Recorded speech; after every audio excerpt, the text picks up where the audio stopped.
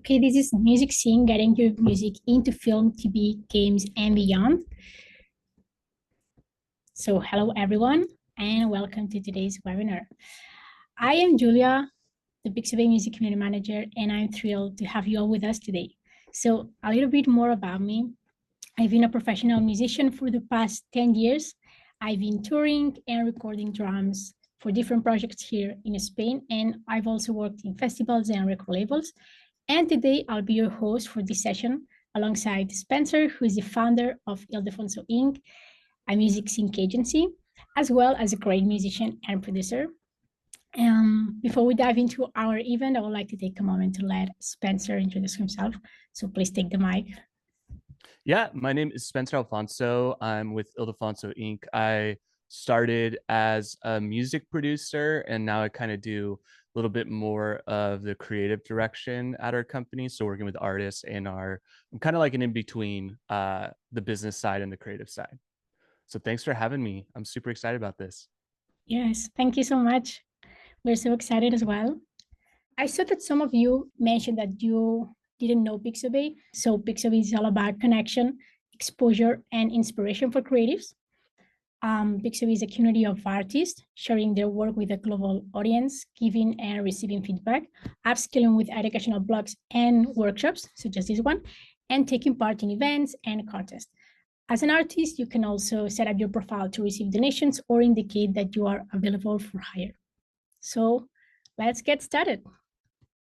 Again, thanks for having me. I'm excited to talk about sync. I think there's a lot to unpack, so we'll kind of do our best to get as many of the fundamentals down. But yeah, so let's start with what is music sync. So music synchronization is the intersection between music and audio video media. When I first started in about like 2011, 2012, it wasn't as popular as it is now. Now I think a lot of musicians know about it and a lot of people are looking to break in.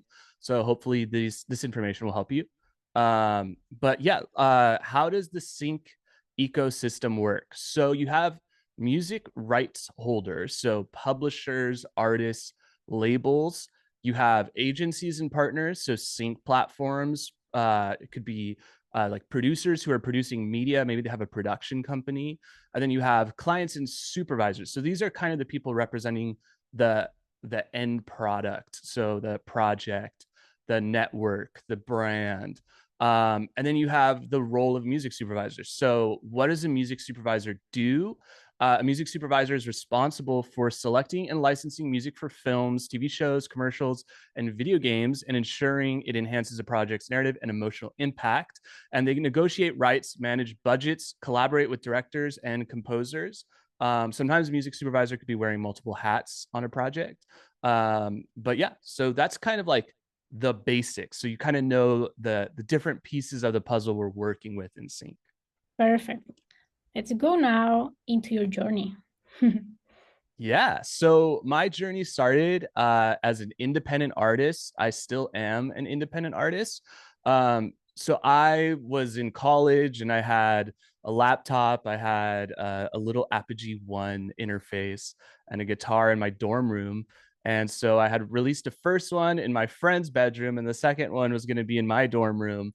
And I was shooting music videos at the time. I was a film student.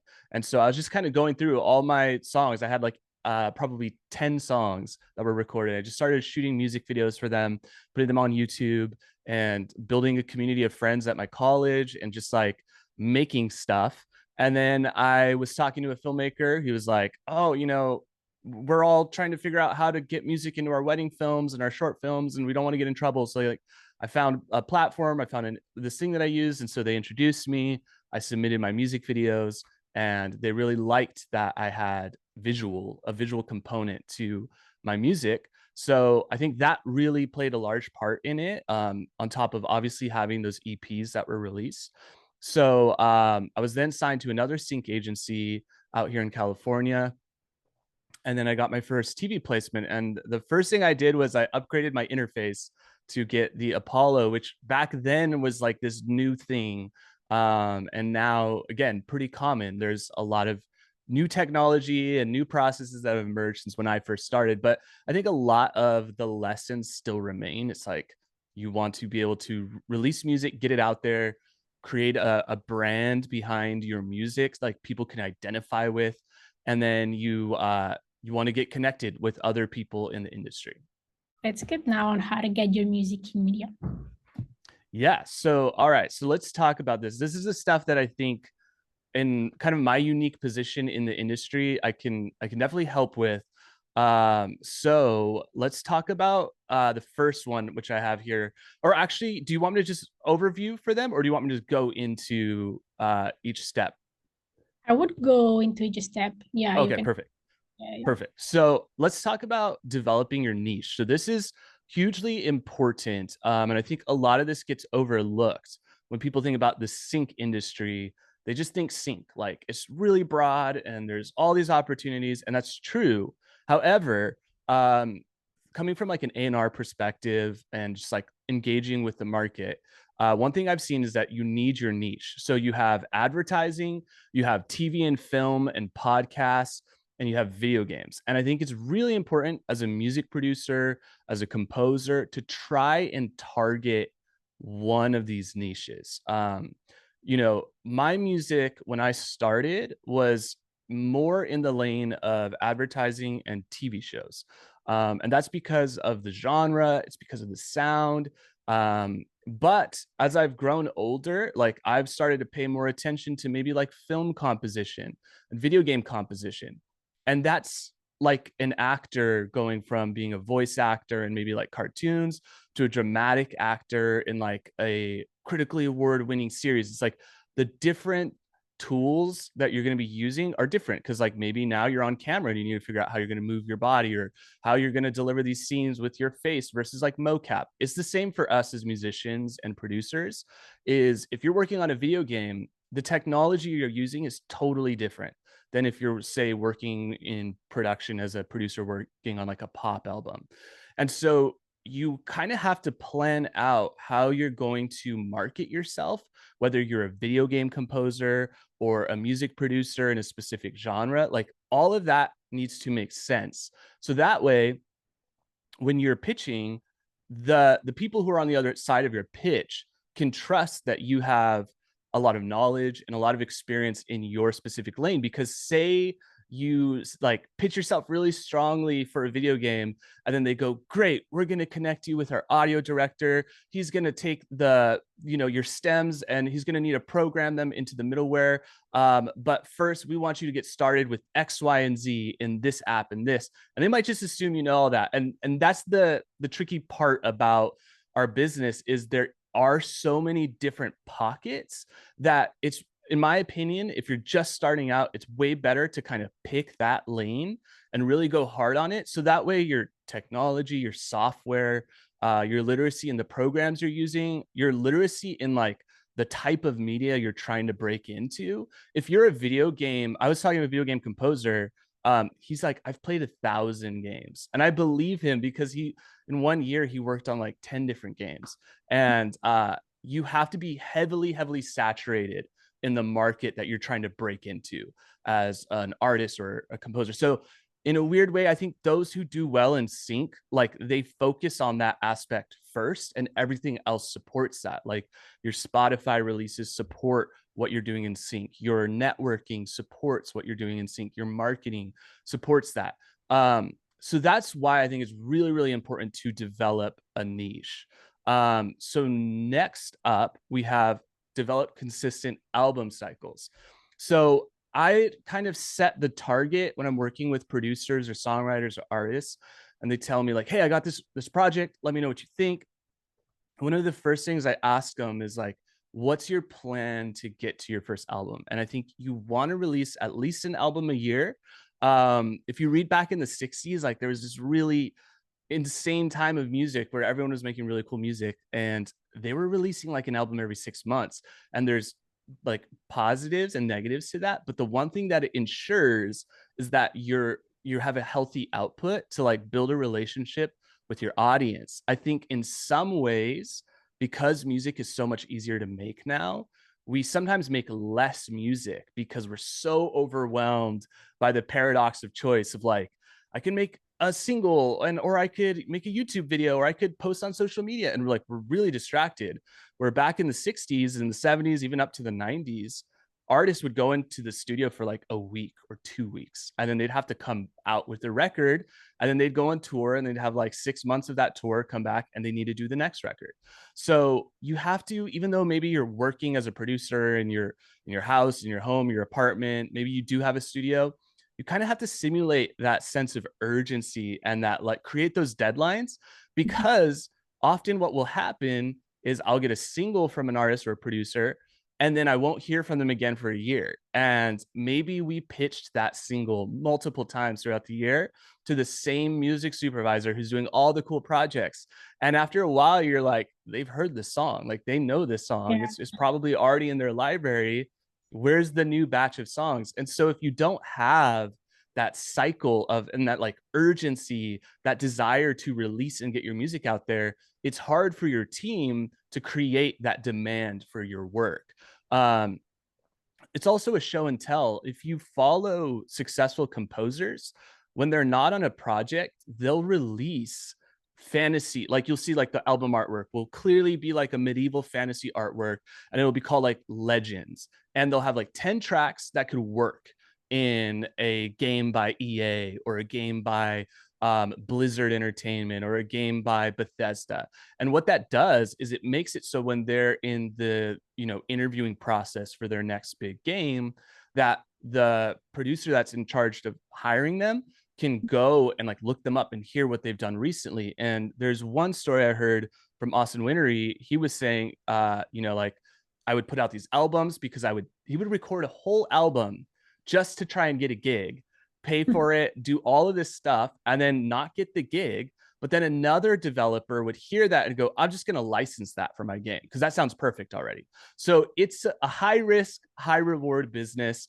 And find ways that you can make music affordably and consistently and like show and tell to the people that you want to work with, whether it's just people who are licensing your music that's already created or people who want to hire you. Like you constantly have to show them who you are, what you do, and get really good at presenting that. And to me, the album's the best way to do that.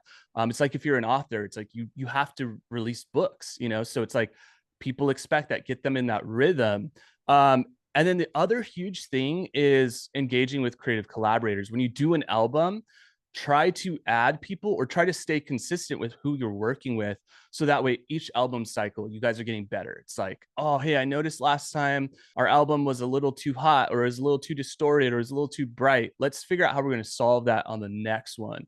Or, oh, I noticed all of our last album, all the songs we wrote together were like 110 BPM and below. And we never had that like really catchy single that would work for the types of things we wanted to do with our project. So getting those reps in and then using that definitive process of like, I'm writing my album, I release my album, and now I start the next one. I'm writing my album and I release the album. Getting that rhythm going for your creative collaborators is also really important. Like sometimes you miss hanging out with your friends. It's like, oh, like when are you gonna make your next album? I want to hang out again. So it's like it's a way for us as artists to connect with each other. Cool. So then finally, I think continuity. The industry evolves, it adapts, and it changes. And the best way to grow with the industry is to keep releasing music, because every album cycle, something will be different about the entertainment industry. And if your album's the consistent thing, like you're always making music, that's one less thing that your team has to worry about. It's like, I know our artist is releasing music and we can adapt. We can figure out what's going on with technology or figuring out what's going on in the industry or the business side. But luckily we have that steady force of albums are coming. So I think that's a really important piece of the puzzle. The next one is creating powerful visuals. So I hinted at this at the beginning, but the whole reason why I broke into the space was because I was a film major at my university and I was using my school projects to shoot music videos. So I became friends with a filmmaker who was more technical, really great with the camera. I became friends with people who like to be on camera. Mhm. And that allowed me to market my music in like a cinematic way. And what happens is when you have a strong visual identity, it opens doors for you. So music is an art form and you have all these tools at your disposal. So your favorite album probably has really strong visuals attached to it. Like if you think about when you go to Target, like what are the albums that always remain on the shelves? It's your Pink Floyd Dark Side of the Moon, it's Nirvana, it's Michael Jackson Thriller, right? So you have all these consistently popular album covers, and that is like the first thing that people see. And so it's easy to think, oh, darn, I have to make artwork for my thing. But I think it's really important that you have a really strong connection to the work you create because Mhm. it's one more clue into who you are. And so if that means you know work with another artist or find more collaborators, find a great photographer, don't let that be the thing that makes people pass on listening to your music because people spend a lot of money in sync licensing and they want to pay for the artist that they believe is the most passionate about their work and the way they present. I think of like a chef. Like you're a chef, you have your Mhm. restaurant, you want people to walk in and be like, "Wow, look at the fork they use. Look at the way they lit it. Look at the ambiance." Like all of those pieces reassure the audience to be like, "Oh, I trust the food this person's making because of how they presented everything up to getting the dish on your table." Um, the Yeah. next one is collaborating with premier vocalists. So this is another key to my career is I've been able to find like really talented vocalists. So I say like the human voice is the most effective instrument for communicating emotion. So lyrics, melody, phrasing, all of this kind of depends on having a great vocalist. And the vocalist draws eyes and ears to the instrumental. The vocalist often is the inner voice of the character. So for me, when I work with a great vocalist, I know that that's the first thing a brand or a music supervisor or an ad agency is like listening to. They might not even end up using the vocal when they sync it in their project, but the vocal is like the next piece, kind of like the album artwork or your promo photos, where it makes you go, "Oh wow, like this thing is a full like human presentation, like it's a full thing." And then they go, "Well, we only need like the instrumental, but we got here because we trusted the premier vocalist." And the premier vocalist just means someone who is like a voice actor where they can do what the project needs. Like they can be out front and center on a track. And they could like, if you need them to be a little bit more aggressive and capture that like swagger vibe on a hip hop track, or if they need to be able to do a pop thing, like they can do all those pieces like beyond what a traditional songwriter may be able to do. And so if you're a music producer or a songwriter, you want that premier vocalist who's like going to land those playlists on Spotify. They're going to get the brands to like turn their head. Brands will often ask about the identity of the singer. And so all of these things matter because people want synergy when they're working on a project. Like if they want to tell a story that's true to the world that it's in, they might request like, "Hey, we're looking for music like this for our next project, and we prefer it if like you have something cool like a next up and coming band, or we're looking for like the new face of blues music." And so as a producer, you're kind of casting like as if you were casting a role, like who am I going to work with on this song? Who can represent this song the best? And in that way, I describe premier vocalists as most similar to like a voice actor because they have that ability to use their voice as an instrument and elevate the whole project. So then next up, we Mhm. have nailing the psychology of music. So music theory is important. I am not a music theory guy. As I said, I didn't go to school for music theory. I went to school for filmmaking. But I could kind of understand it in an intuitive way. And so when you're writing songs, say it's a TV show, say you're working on a show like Severance, you're going to pay attention to the chord shapes that are often used in a suspenseful thriller. Or if you're working on a video game, like you're going to, and it's a fantasy game, like there's going to be chord shapes that are really common in that world. And so I think it's important that you understand what mode you're in when you're composing, whether it's rock or, like I said, fantasy, orchestral music, because that's the first musical cue to the director that you understand what they're going for. So say for instance, they're like, hey, we're doing a jingle for an ad, and you give them like really minor key stuff that's really dark sounding and complex. They're going to, whether they know it or not, they're going to react to the music theory that you gave them. If they are asking for something, maybe they give you a reference. I think the most important thing for you to identify is what's in that reference from like a music theory perspective. What's the vocal melody doing? Is it a fifth? Is it a third? Is it, are they doing a lot of quarter notes? Because that's like the musical math that we as musicians have to translate for the visual people on the project. They know what they want, but they just might not have the language to do it. So it's our job to like nail that psychology component, because you don't want to make someone who's watching your ad say it's like a video game console and they're presenting it like right away. I'm thinking technology. So I'm going to think like you need a strong kick drum, a song snare, you need glitchy effects, and you're probably going to use like the pentatonic scale because that's kind of neutral, is powerful. You may not be wanting to use like all minor keys on that one, or all major, or have it be too jazzy, or too this or too that. So understanding those components are important, and the same goes for lyrics. Like the psychology plays a huge part of lyrics. The songwriters that I've worked with who've made their living off of sync, they often know what their niche is. They may know the music supervisors who go to their shows and they go, I know my friend is working on the new season of Grey's Anatomy, and that's like singer-songwriter, folk, Americana. I really want to like be able to send them something from my new album. Let's write something. And I know often they're looking for introspective lyrics.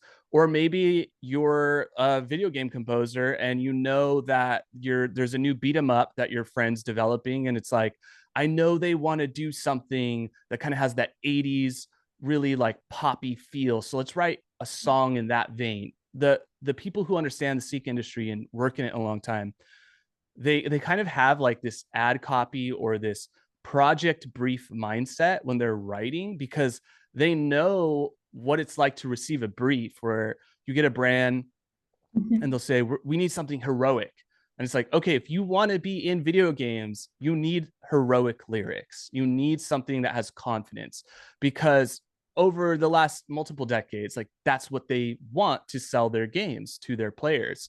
And so understanding that part is important. Finally, texture of sound is a part of the psychology. Like the worst is when you have a great song with great lyrics, great vocal delivery, and it's a really thin kick drum, or it's a really quiet mix, or it sounds too dry and there's not enough of like a 3D atmospheric thing going on to engage the player or the listener or the ad agency who's listening. And you have to prepare that they're going to listen on their earbuds or on a laptop. And so that psychology of the pitch, present it really strong, really high quality, so they don't even have to think about if they trust you in the mix or not.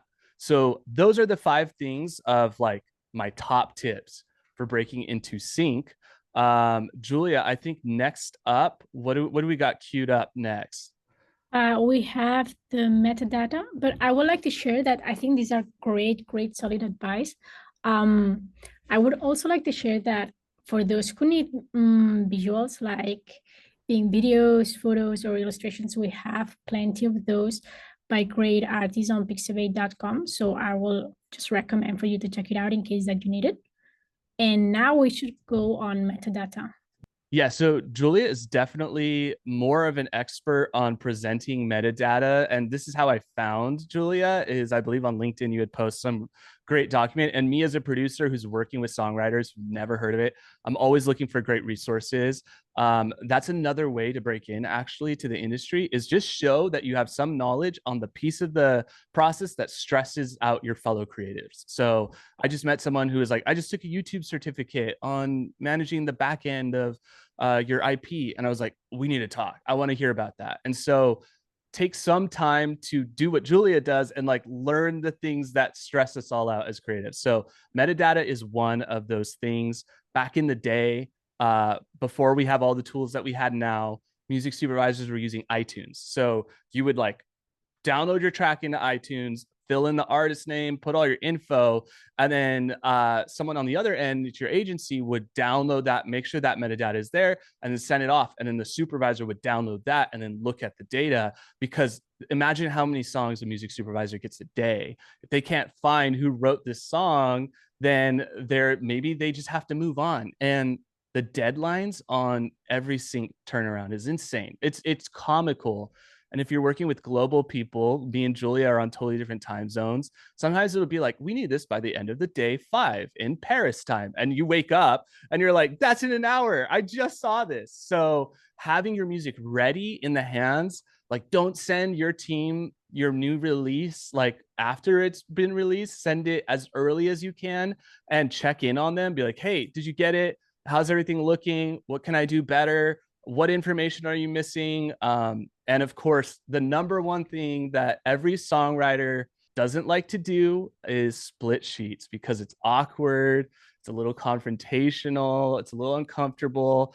This is another specialty of mine, is negotiating splits with producers and songwriters. Sometimes there'll be people I've never met. And the thing I always tell them is, you need to first understand what is being split. It's a song. So there's a master recording, there's publishing, there's songwriter credit, all of those things. And you want to work with people who understand that component, because the most common sync thing you'll hear is, oh, my friend did it for free. They don't care. They don't worry. Trust me, I've known them forever. And that's always a huge red flag, very common, but it's easy to solve. But it's like, no, if they see the song that they wrote for you or wrote with you or produced for you for free, and they see it on TV, they're going to ask questions. And if you don't have the documentation to prove that you work together, then things go in limbo, and your music supervisors don't feel comfortable with that. Your agent doesn't feel comfortable with that. Your collaborators don't feel comfortable with that. So it's way more important that you get these conversations out in the open. Like, hey, we're writing a song. Do you want to co-write with me? Okay, cool. There's an expectation that we're co-publishing this together. And then, hey, my agent's going to send over a split sheet, double check it, make sure it looks good, ask me questions, or I have this split sheet, I filled it in. Is this okay with you? Sign off, because you don't want your agents to have to circle back every time an opportunity comes. Hey, can we get approval from your co-writer on track number 7 on your album 3 years ago?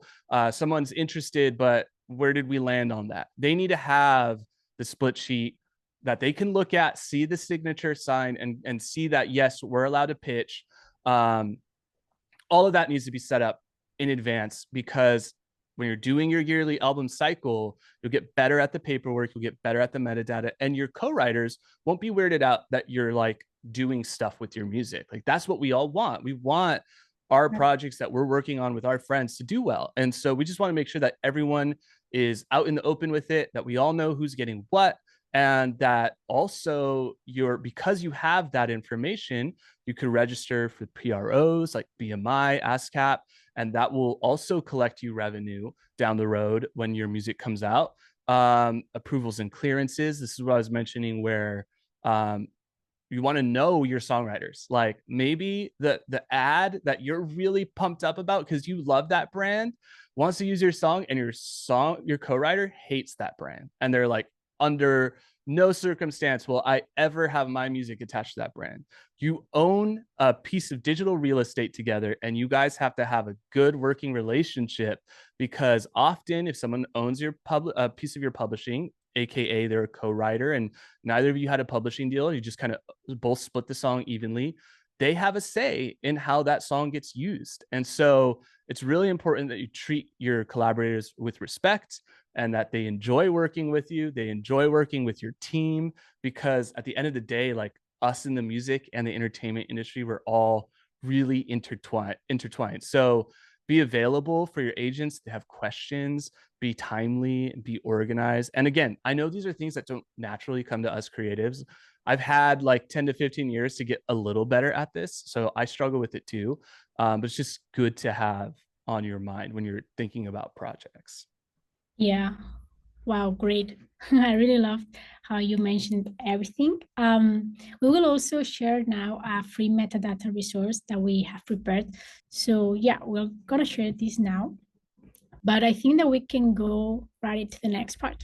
Yeah. So networking, I think you guys are already doing a great piece of the puzzle. You're on a webinar. Like this is the new way to meet people, like be in the chat, be active, connect with people, listen to other people's music, play video games online together, build those friendships because the composers that I see who do the most work in games and TV, they're at the events, they're going to the conferences, they're on the floor at these huge conferences meeting people. And it's not like, oh, can you listen to my CD? It's like, hey, I like your game, tell me about your game, what are you guys working on, come on my podcast, like be a part of their journey, not just trying to like flash an ad in their face in hopes that they love the product you're making. Build a real relationship that's respectful and that you have to be a fan of the client before the client's going to become a fan of you, is kind of how I view it.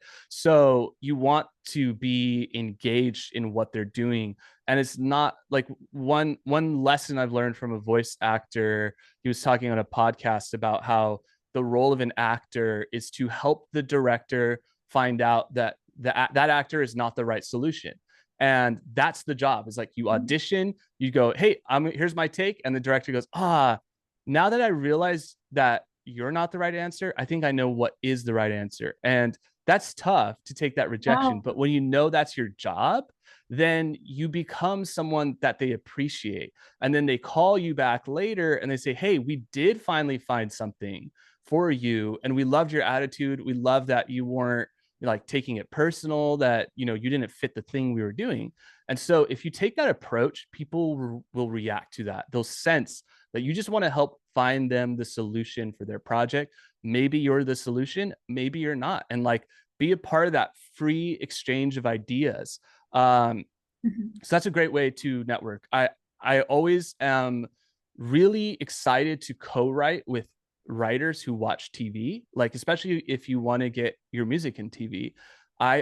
When I write, I spend more time talking about shows and games and books and ideas, because that helps me get a sense of what are we two creators good at together. If we both watched all of these dystopian shows like Severance, Fallout, Silo, all these television series, then we probably know the music and we probably know the composers and we probably know the synced songs that maybe have music and lyrics in them, and we know what the sonic landscape is. So if our goal is to progress together in the industry and it's like, hey, let's try and get something in one of our favorite shows, well, the first thing that has to happen is we have to have watched that show.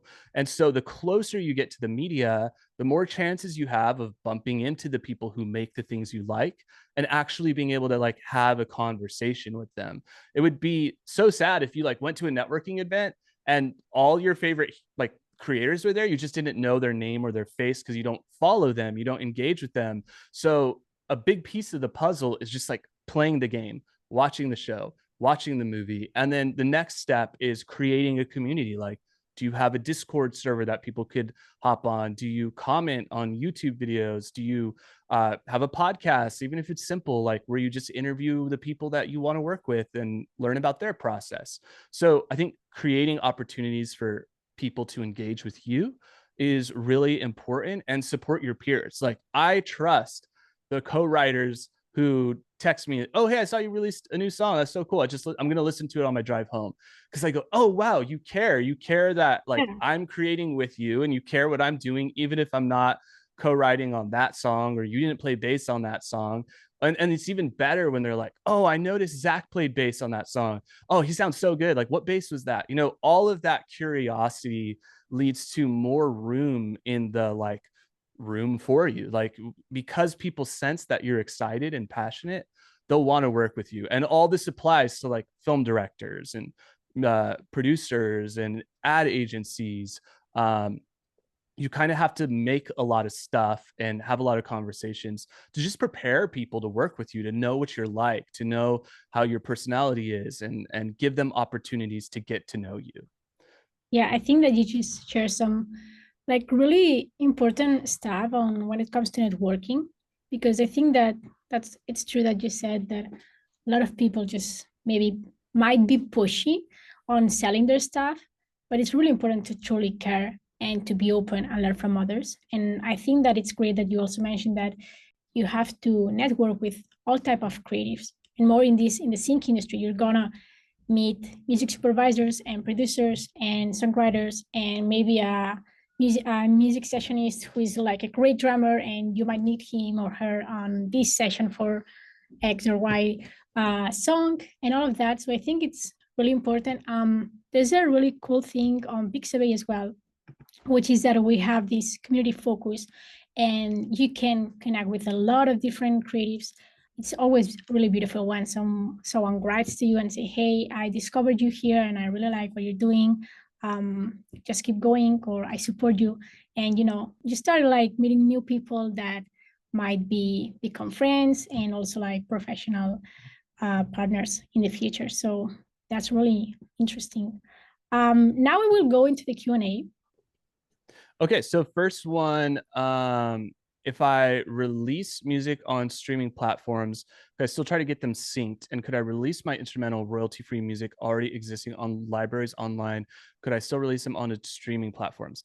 The royalty-free, I'll kick that to Julia. As far as your music being on streaming platforms, I think it depends on the project. If you got hired to do something, you have to negotiate that with the producer of the project. So often, if you're a video game composer on a game, the publisher typically will own the master and the publishing, and you'll get songwriting credit. And they'll tell YouTube not to claim anything, because the last thing they want is for all the people across the world to be playing their game and sharing the game and getting blocked because of a content ID issue, because you uploaded it through TuneCore or DistroKid, and you put on the content ID feature. So often, if you drop music from a video game into your video you're making, like a blog, you're not going to get in trouble for that, because the publisher owns it and the publisher wants people to share it. So you have to have a conversation if you got hired to release your music. If you own your music and you're the only one involved, then I think that's really up to you and your release strategy. And sometimes people do want exclusive music. And other times they want to see that you have a big following. And so you have to find that right balance of like releasing your music and then also pitching it before it gets released. So if a music supervisor wants unreleased music, they have access to that early. Next one, if I'm a sound engineer, how is all that going to develop my career, or how is it going to help me in my career? Sound engineer, I would definitely recommend working with composers, working with there's audio houses and production teams that solely focus on sound design for trailers, games, movies, TV series, podcasts.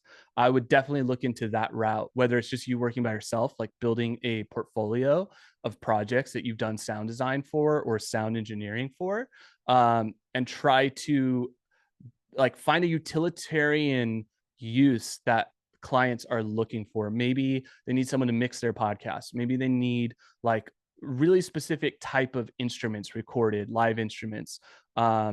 Yeah, so that would be my recommendation there. I want to know how to find contacts.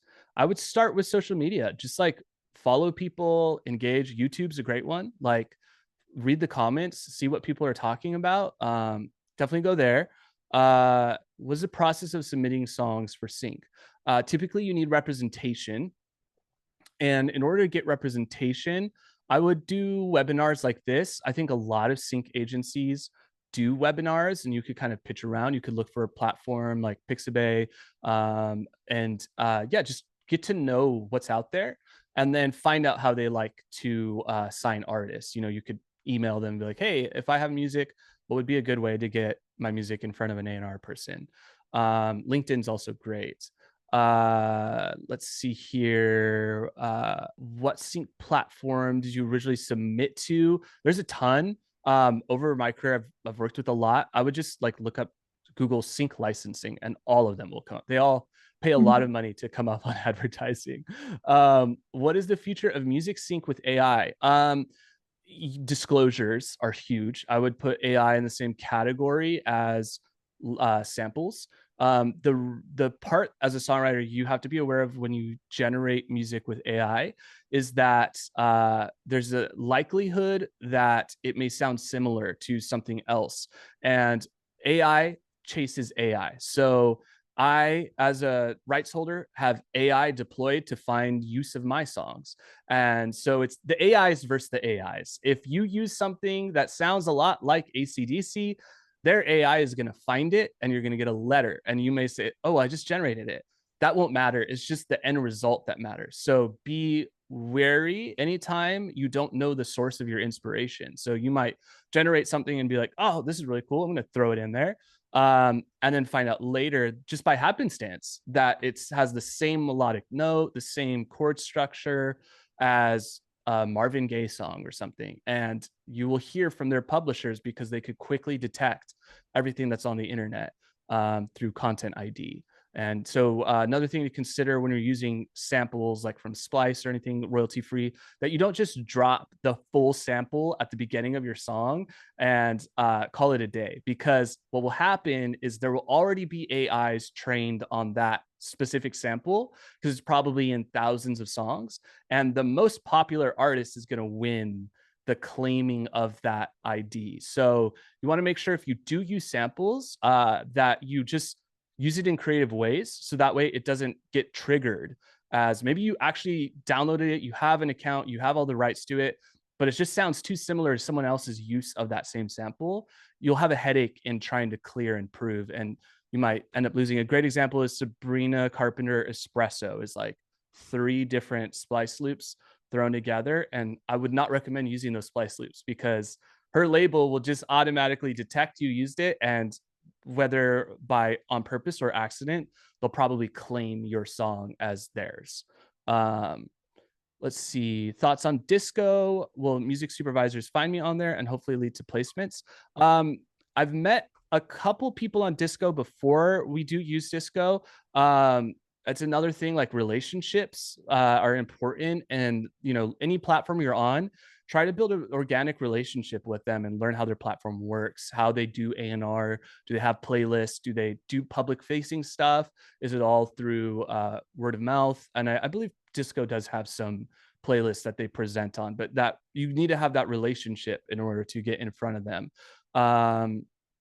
What are some do's and don'ts for writing a song with sync placements in mind? This is a great question. This is from Andrew. And sorry, I realized I have not been saying your guys' names, so I will do that moving forward. But do's and don'ts: do write something that you really, really like, that you're really proud of. Go back to when you were a kid. What was the thing that inspired you the most? For me, it was Batman Beyond. It was Spawn. It was Ninja Turtles. It was StarCraft. Really just like typical 2000s media. I loved grunge music, getting CDs from my uncle, video games. So I know that's a space I'm going to be able to play in for the rest of my life because it's real, it's authentic, it's not cynical. And then there's stuff that I'm newer to. Like I'm newer to film composition from like maybe what I've mentioned multiple times, like suspense and thriller. And so I have to be a student and make sure that I actually want to do that project for a year or 2 years and really put my heart and soul into it. So you want to make sure that you do what you love and have always loved, and don't do stuff cynically. Don't do it just because your friend did it and they got a sync. That's like one of the worst things is like, hey, I heard this song. It sounds a lot like this other writer. It's like, yeah, I heard that it worked for them, so I did it. That's not really going to get people fired up to listen or work on that project. But learning and being like, oh, I learned a trick of the trade. This chord progression is always like useful for this kind of thing. But I love that thing. Like, you want to love what you're working on, because people can sense when it's not made with passion. It's like you want to make sure that there's a depth to it. Sometimes I'll spend maybe 4 or 5 days trading back mix and production notes, like big meaty paragraphs with the producer. And I know if they love the song they're working on, if they send paragraphs back and like, oh, great idea. Okay, yeah, I'll use that limiter on the kick. Oh, I'll do that harmonic distortion thing you were mentioning. Oh, for the delay, you're thinking like a little longer. They wouldn't do that if they hated the song they were working on. If they just wanted to sync and hated everything about the process, they would just be like, this is too much work. I have other more important projects that I want to do. So make sure you try and merge your passions together into a viable path that you can have passion be the thing that's leading you forward. So Jonathan wrote, hi guys, what are the most sought after genres in the game industry at the moment? I do dark ambient EDM crossover. So it's sound design, spaceship, atmosphere, for instance, more sought after than an ambient soundtrack. You got to find your peers in the entertainment industry. So who's listening to EDM in video games? Like, look for video games that are already using EDM. Atmospheric music, the Quake 1 soundtrack by Nine Inch Nails, the Fallout 1 soundtrack was ambient. So there is a need for ambient music, but you have to be able to attach that to projects that are in other mediums. So like TV shows that have ambient soundtracks. Where is EDM influencing culture? Is it influencing it in reality TV, in trailers? You need to like prove that the market is utilizing it in a specific way to know where your like leaders are in that market. Like EDM, I believe, is pretty prominent in games, but you just want to make sure you know like the niche of EDM that you're going for. I won't be able to pronounce this next one, but they asked, I produce hymn and worship songs on YouTube. I sing and play piano by myself. How can I make my record better? I would say maybe share it with some people and get some feedback. I think feedback with other collaborators is important. Try not to make music alone if you can afford to. If you can like send it to someone that you know, and like just give them ask them for an honest feedback without trying to filter what their thoughts are going to be before you send it to them. Recommendations for composers who don't live in a cultural center like LA. Most of the composers I know are not in LA. They're in Sweden, and they're in Germany, and they're in like England.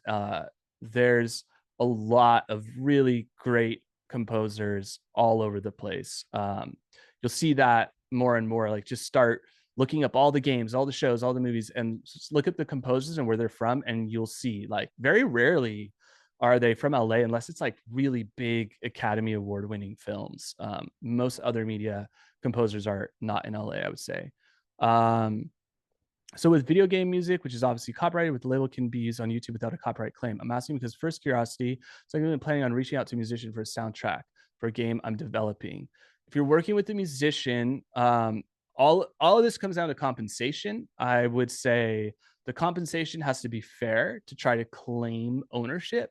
So it's a negotiation. It's like, hey, I'll let you throw your music on Bandcamp and DistroKid as long as you don't copyright claim our fans of the game. So just turn that feature off, but you own the master, you own the publishing, all that. Or, hey, here's a big lump sum of money. Would you feel comfortable if we own the rights in exchange for this lump sum of money? So it's a negotiation. Talk to the composer, see what they think and what they feel comfortable with. Question on samples and listing samples. What if the samples that are used in my song are from the default Apple loops? I think YouTube and AI don't love that. I think YouTube has some disclaimers about Apple loops and a lot of distribution. It doesn't mean it's like going to get you in trouble. It just kind of means if you could not use Apple loops for your commercial work, it would be better. One, because you would sound more unique, but two, there's such a big brand with such a huge, I'm sure so many people use Apple loops that it can cause issues probably for content ID down the road. Contact for sync agencies, LinkedIn, build relationships. Can AI replace us? I would say one of the reasons why you want to be front and center is because you don't want AI to replace you. So you have to offer more than something that could be generated. You have to have a relationship.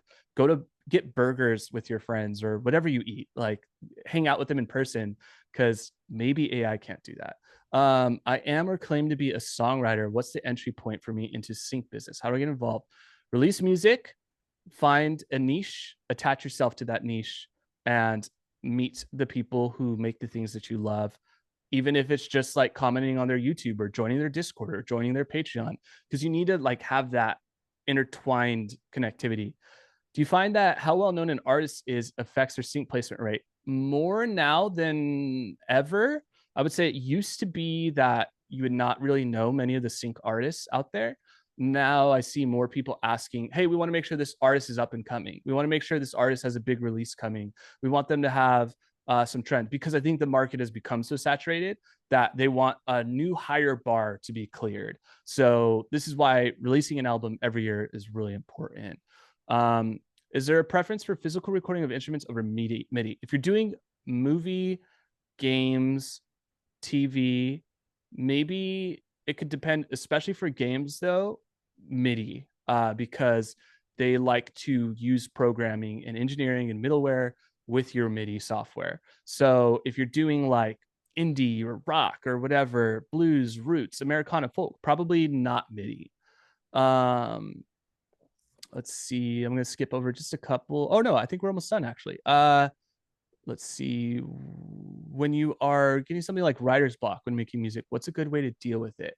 Break it down into components. Voice memo. When you're waiting for your food to warm up, get your guitar, your piano, hit record on your voice memo and store up like 100 voice memos. And then write lyrics every day. Like just noodle, be okay with everything being bad. And then learn, like watch a YouTube video on how to record a new instrument that you never recorded, practice that, and then all those pieces will start to come forward and center. It's, you can't expect to create a great song every time you sit down.